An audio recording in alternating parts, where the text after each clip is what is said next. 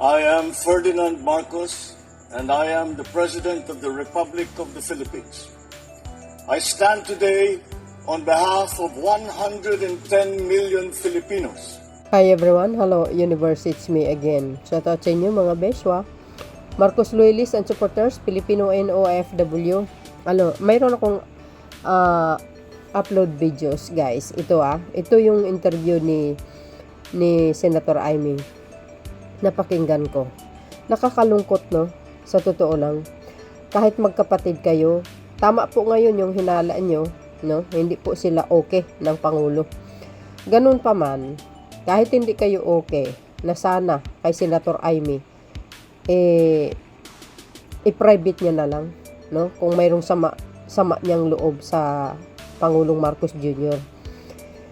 Alam niyo, sa totoo lang, kahit hindi kayo magkaunawaan ng magkapatid, hindi mo pa rin dapat guys na ikaw pa yung nanguna para i-drag pababa mismo mong kapatid at Pangulo pa, no? Dapat nga tulungan mo siya, 'di ba? Tulungan mo siya sa mga paglutas, ano man ang dapat lutasin sa problema ng Pilipinas na dekada na hanggang ngayon di na malutas-lutas. Mabuti pa nga si PBBM gumagawa ng paraan . So dito nga no, nakakalungkot lang, mismo kapatid niya talaga namang parang ang tingin ko lang parang sinisiraan niya pa, no? Mas kumampi pa siya talaga kaya sa Duterte family, mga kababayan. Yun po ang nakakalungkot sa mga Marcos loyalists at supporters. Pero para sa akin, dahil sa pinakita ni Senator Amy Marcos, sorry to say, pero medyo laylo muna ako sa vote, yung pagboto sa kanya. Basta ang akin, mga kababayan, nasabi ko naman sa inyo, no? No hard feelings. Ako, kay PBBM lang ako. Kay Sandro Marcos lang ako. Kasi, nakikita ko kasi kay Pangulong Marcos Jr. very humble .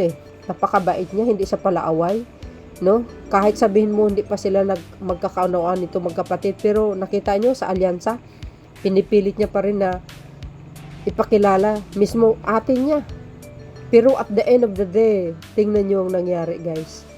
Parang ang dating trinidor niya, mismo niyang kapatid, na mas kinampihan niya yung kabila, no? Speaking of guys, kay Sara Duterte, actually, ang sabi ni Senator Amy, si Sara daw ang pumili na mismo doon sa yung sa maitim, kung ano ba yung sasabi ni Senator Amy.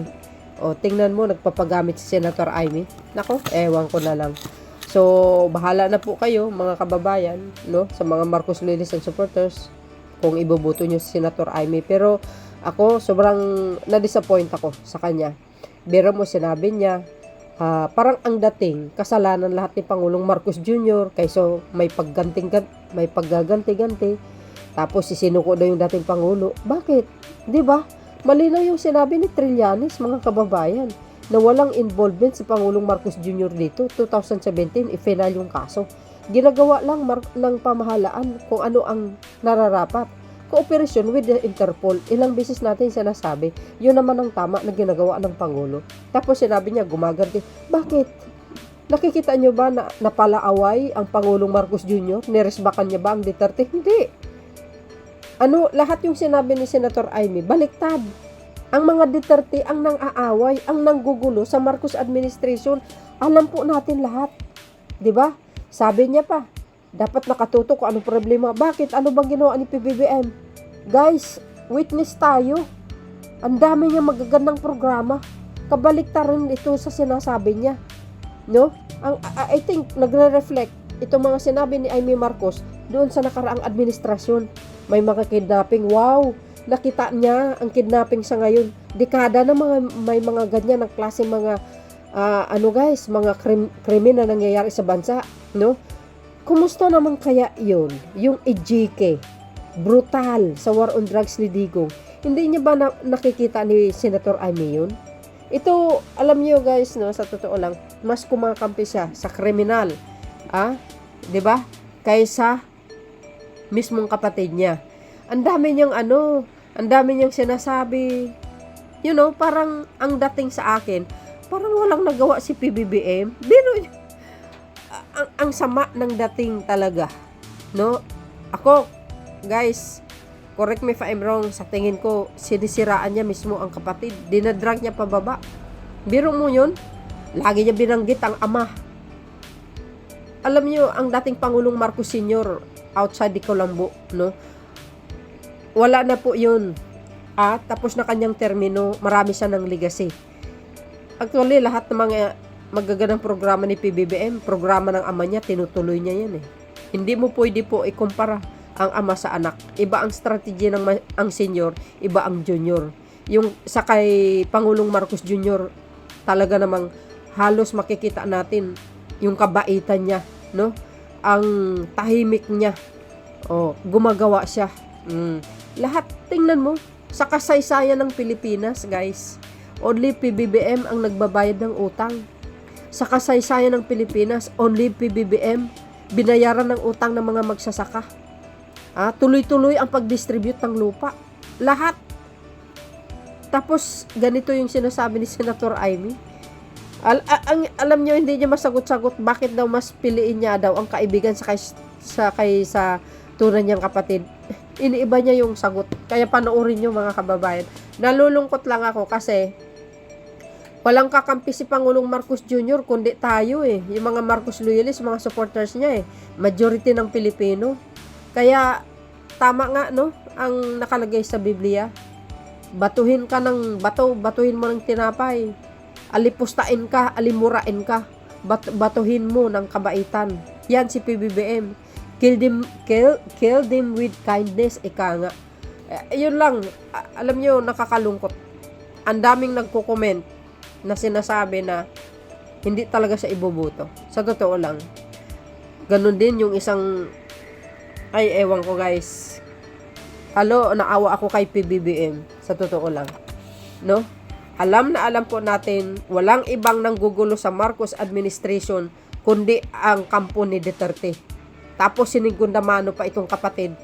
Lalong pinapalala ang sitwasyon.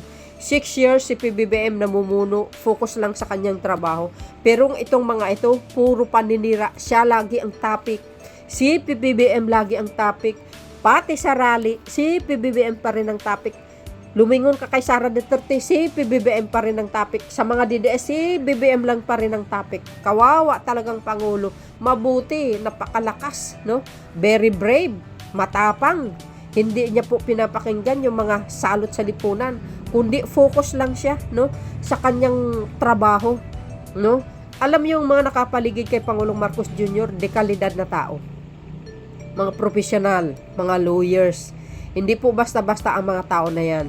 At, isa pa, ang Pangulong Marcos Jr., hindi mo kayang utuin na kahit sino. Matalino to guys. Talo pa nga ang abogado sa galing niya. Hindi, totoo yun. Dahil, siyempre, ang misis niya, professional lawyer yan. Lalo na yung mga katabi niya, puro abogado.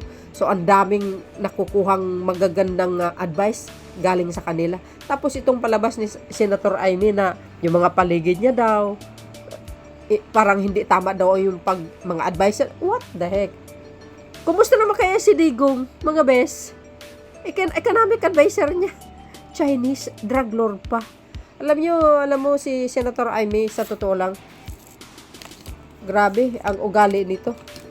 Ang pangit. Sorry to say, pero wala sa kalingkingan ni Pangulong Marcos Jr. sa kabaitan. Grabe, hindi pala away. 'Di ba, mga kababayan? Madisiplina ito si Pangulong Marcos Jr. Kakaiba ito si Amy, masyadong mataas ang tingin niya sa sarili niya. 'Di ba? Alam mo, minsan sa mga magkakapatid, hindi maiwasan ang inggit, mga kababayan, no? So, nalulungkot lang kasi, no, yung mismong kapatid siniraan mo pa, dinadrag mo pa baba. Grabe, mas pinapanigan niya pa si Sara Duterte. Hindi daw siya makakapasok, may mga hadlang. What? 'Di ba, pumupunta pa sila doon sa bahay ng nanay niya. Pwede naman sila magkita doon, mag-usap ng Pangulo. 'Di ba? Tutuusin guys, mas very humble si PBBM kaysa kay Amy. Sa totoo lang. So dahil dyan guys, no, ako nag-react lang ako dito sa mga sinasabi nyo. Sa totoo lang, hindi ko talaga gusto. Tayo lang ang kakampi ni PBBM. Kaya ako, Todo support ako sa Pangulo dahil alam ko gaganda ang bansa sa kanya. Ang dami niyang magagandang programa, hindi ko na i-upload kasi hindi na kaya eh. No? So dahil dito guys, para kumpleto detalyado, panoorin niyo po itong interview niya. Nakakasama ng loob at nakakalungkot. Sa totoo lang. Eto. But before that, don't forget to like, hit the button bell para lagi kayong updates. Okay? Eto na. Teenager ang magagawa, talagang marami ng tuloy-tuloy na kamalian. Hindi ko maintindihan kung sino talaga ang nag-a-advise. Nung bata pa ako, maliit pa ako, hindi naman maliit, pero teenager pa ako, sinabi ko na talaga, Malacanang is a snake pit. Nung panahon ng tatay ko yun, kasi kung ano-ano ang, kung sino-sino lumalapit, kanya-kanyang agenda, ngayon, ang nangyayari talaga nakakatakot. Kaya sana pinagdadasal ko lagi ang aking kapatid na mabalik sa tamang landas dahil hindi na tama itong mga pangyayari, itong politika na mapang-api, mangpahigante, hindi na siya ayos. Tutukan natin ang problema ng mamamayan. Balikan natin ang ating tungkulin.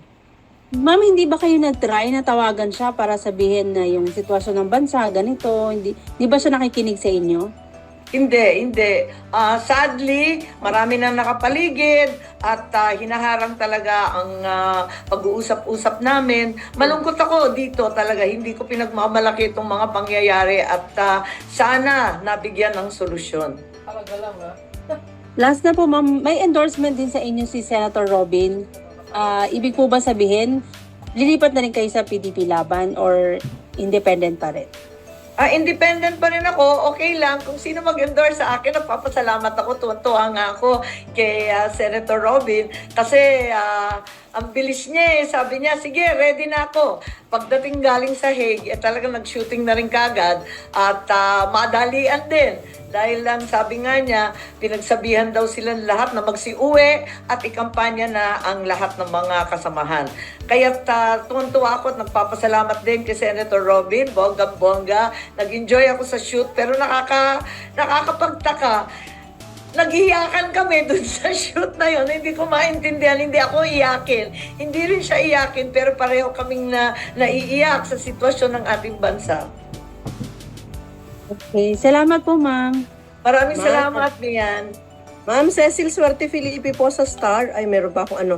Ma'am, speaking of Senator Robin po, sabi niya parang, di ba nung hearing niyo, sabi niya, hindi ko kayo pinako-contempt, walang utos ni PRRD na i-contempt kayo.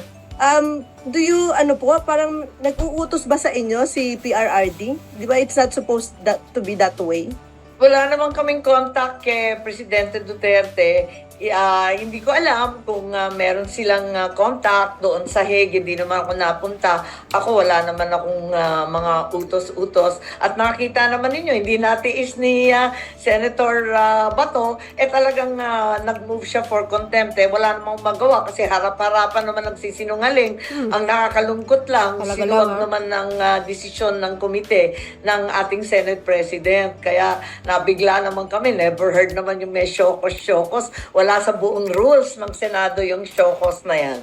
Opo, yan sabi din ni SP pala, SP Escudero, na parang nag-hope siya na magiging parang instrument ng unity yung inyong hearing. But it turned out, pati yung Senate parang na-divide.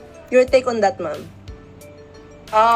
Hindi ko maintindihan dahil ang totoo, yan din ang pakiwari namin, naging very emotional ang buong bayan at inakala ko na mas maganda na malaman natin ang katotohanan, mabuksan ang mga pangyayari at ang buong sambayan ay mapanatag ang kalooban.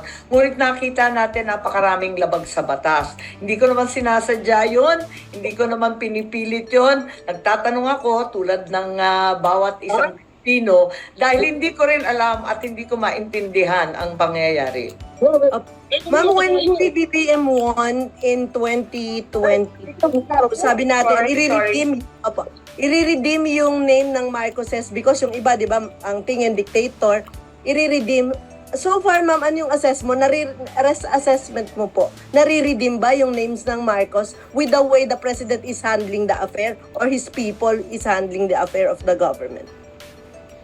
Ang akin kasi, Apakaswerte na naming pamilya, binigyan kami ng pagkakataon ulit na makabalik at linawin ang tunay na legacy, ika nga ng aking ama.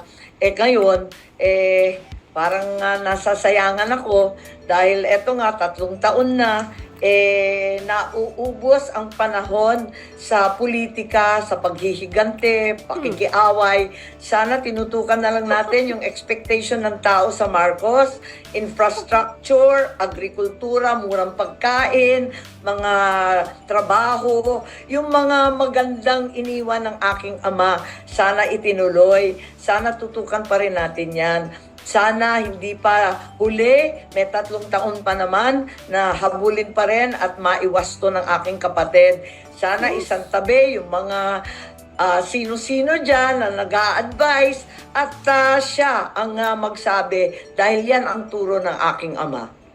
Ma'am, 2 na last na. Yung si Congressman Villar po, di ba NP din? Merong picture kahapon na nag-viral na kasama niya si DP. Would you know kung nasa alyansa pa rin siya? Or hindi ka aware? Wala, nabasa ko lang sa dyaryo na nasa alyansa pa rin. Okay. And last na ma'am, where your mom stands dito sa inyong parang hindi okay na relationship ni PBBM? Alam ba niya? Parang, or hindi na natin siya kinukulit about dito? Well, hindi ko na siya kinukulit, malungkot siya, pero ang nanay ko, politiko talaga, sabi niya, hoy, nakalimutan mo na yung kampanya mo. Mangampanya ka, manalo ka. Hindi yan pwede. Paano para ako na PTSD dito sa nangyari kay Presidente Duterte, sa impeachment, sa sunod-sunod na dagok ng mga budget na palpak. Talagang talaga lang, nasantabi ko na yung politika, nakatutok na ako dito sa mga problema na hindi nakakatulong sa ordinaryong mamayan. Ma'am, pardon, ano yung PPSD? PTSD, Post-Traumatic Stress Disorder. Parang na-trauma ng sunod-sunod. Alam mo yon, yung sakit ng mga sundalo matapos ang gera.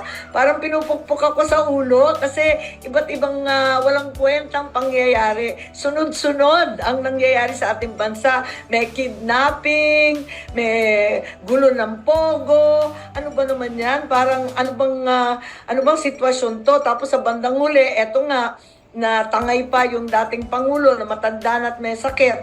Sobra na hindi ko na kinaya. Para akong PTSD, kaya ako nagbibiro. Nung nakita ko kasi na tinangay si Presidente Duterte, wala akong ibang naaalala kundi yung aking ama at yung buong pamilya namin na tinangay din papuntang Hawaii. At masyadong trauma na siya, parang sobra-sobra na. And last ma'am, it pains you Yung na nanay ko, mas matapang yun siguro. Sabi niya, tigilan yan at ibalik yung kampanya. Tutukan mo yan. Ayun, nagagalit siya. Would you know kung kinagagalitan ni former First Lady yung si BBBM? Ay, hindi ko alam. Pero yung nanay ko, sinasabihan lang ako, mangampanya ka na, tigilan na yan. And last na, it pains you na hindi kayo okay na magkapatid. Oo naman, hindi naman masaya yung ganon na may humahadlang, na may humaharang, na hindi na kami nakakapag-usap ng maayos. At kung tutuusin, pamilya pa rin kami, politika lang to, sana maiwas to sa lalang madaling panahon. Pero ang isisigaw ko pa rin, itim. Talagang ipaglaban ng tama, itama ang mali. Thank you, ma'am. And ma'am, ano yung masasabi mo? Parang sinasabi nila, bakit pinili mo yung kaibigan over sa kamag-anak? Ang kultura ng mga Pilipino po, di ba, sa pamilya-pamilya. How would you explain that to the people? Thank you, yun na po. Oo, wala naman akong paliwanag, kundi hindi ko talaga mataim ang pang-aapi, panghihigante, hindi ko siya maintindihan. Para sa akin, hindi talaga tama yun. Kaibigan man, kamag-anak man, talagang hindi ko yan kukonsintihin. Ma'am, si RG Puto, Yes. related dyan yung tanong ko actually, how would you address naman yung mga posibleng ma-turn off na, ay ano ba yan, kapatid niya yung nakaupo, bakit niya kinikriticize, ba't di na lang niya tulungan? How would you address yung mga ganong sentimiento? Yes, maraming sentimiento ganyan. Higit sa lahat sa mga Ilocano, sabi ko, intindihin na lamang ninyo ako ang apolakay natin ang aking ama, hindi ganyan, hindi mapaghigante, hindi nang aape ang nanuduro. Kaya hindi ko talaga matanggap na yung mga advisor sa palasyo, ganyan ang ginagawa. At pati yung kapatid ko ay nadadali. Kung tutuusin, ang aking ama, ang sabi sa akin, alalayan mo yung kapatid mo. Buong buhay niya, buong buhay ko, yan ang paulit-ulit. Alalayan mo, bantayan mo yan. Hindi ko na magawa Hindi ko na magawa dahil hindi na ako pinapayagan lumapit, hinaharang na kami, at kung ano-anong sinasabi tungkol sa amin. Ma'am, going back to VP Sara, kayo na rin mismo nagsabi na there were episodes na parang hindi kayo okay. Paano humantong uli sa pagiging okay kayo after those series of challenges? And sabi nyo nga kanina, para may ginamit kang salita yung parang pahamak. Paano kayo nakapuli dito sa puntong ito na in-endorse ka niya? Hindi. Talagang, hindi. Parang nagkakainisan lang, di ba? Yung term ng hukayin, alala ninyo yun, nagalit yung mga Ilocano doon, nagalit din sa akin bakit hindi ako nag-react violently. Kaya sabi ko sa kanya, ano ka ba? Ba't mo sinasabi ang ganyan? Yun lang naman. Pero sa kabila nun, parang sinisisi ko rin ang sarili ko kasi parang dinamay ko siya sa gulo, nananahimik na siya, nag-file na siya bilang mayor ng Davao. Kinalagkad ko pa at sinabi ko, sige na, mag-vice president ka. Hindi ko naman akalain kailanman nahahantong sa ganito. Grabe naman to, hindi ko akalain talaga. So ma'am, you regret Kasalanan in a ng way Duterte engineering yan. unity after what happened? Ang taas-taas, ang tayog ng pangarap namin na magkakaisa ang bansa, na wala ng politika na isasantabi ang bardagulan, ang lumang politika na napaka-toxic. Wala na yon. Yun ang iniisip namin North and South, solid na solid. Wala na tayong gagawin, kundi magtatrabaho para sa mga magsasaka, ibabagsak natin ang presyo ng bilihin, lahat ng PWD, matatanda, solo parent, tutulungan. Ang dami-dami namin pangarap, mag-uunlad ng Pilipinas.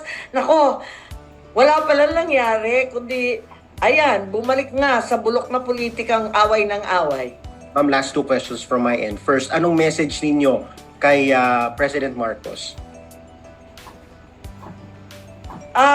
Siguro, ang sasabihin ko na lamang, Holy Week, magmuni-muni tayong lahat, ipagdasal natin na maiwas to ang pagkakamali. May pagkakamali rin naman ako at hindi ako kung minsan nakikipag-usap ng maayos, pero sana mag-usip-isip lang tayong lahat at balikan yung mga turo ng aking ama. So yun guys, narinig yung sinabi niya. Grabe, no? Parang ang tingin niya kay PBBM, walang nagawa. Biro mo yun, sarili niyang kapatid. Talagang makikita mo dito sa mga sinasabi niya, walang kwentang, hindi niya lang may diretso-diretso Parang ang dating sa akin, parang walang kwentang pangulo, ganun. Paano naman guys yung mga nagawa ni PBBM? Grabe, ang daming na magagandang programa.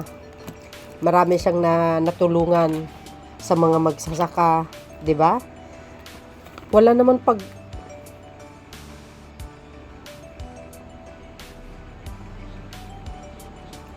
paggaganti.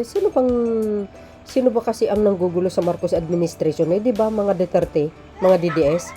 Sino ba kasi nang-aaway kay PBBM? 'Di ba mga Duterte?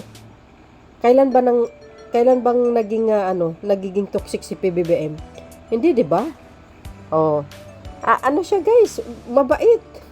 Wala ka man lang marinig sa kanya na na masamang salita, nagbumura whatsoever, wala Napakabait nga ng Pangulo, very down to earth Ang dami niya natulungan. Yung mga ayuda niya, yung mga para sa mga maralita, pambansang pabahay niya, mga big projects niya, lahat.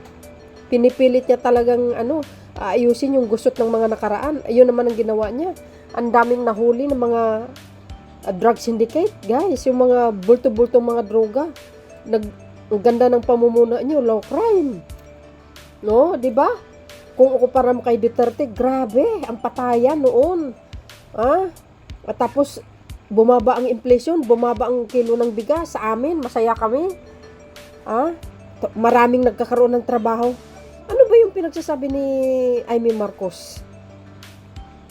Parang ang dating mas perfect si Digong kaysa sa kapatid niya. Na dapat daw 3 years na lang para maitama. Alin ang itama? Alam niyo, sa totoo lang, mas matalino talaga si PBBM. No?